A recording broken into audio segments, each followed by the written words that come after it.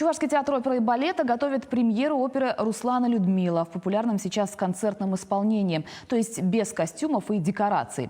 В театре акцентируют, что опера – это жанр, который прежде всего нужно слушать, а не смотреть.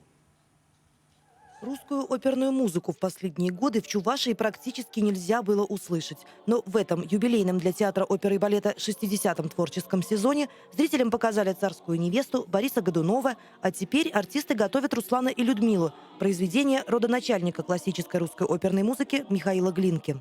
На самом деле это очень редко можно услышать.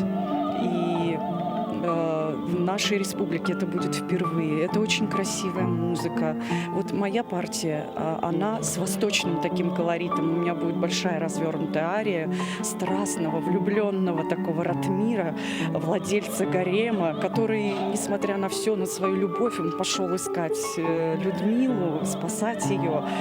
Вот. А остальная вся музыка, она более такая русская, мелодичная. То есть это настолько гармонично, это настолько красиво. Хоровые сцены и сольные партии прозвучат в сопровождении симфонического оркестра. Кроме того, отрывки знаменитой поэмы Пушкина будет читать ведущий. Художественный руководитель театра уверен, этот вечер будет интересен и взрослым, и детям. Некоторые фрагменты оперы артисты представили еще осенью на открытии театрального сезона. Сейчас программу расширят. Мы добавляем еще фрагменты из третьего действия, которые прозвучат практически целиком. Добавляем основные арии наших главных персонажей. «Волшебные сады Черномора» с арией главной нашей героини Людмилы, «Восточные танцы». Прозвучит знаменитый марш Черномора, и, конечно же, наша сказка закончится сценой пробуждения Людмилы.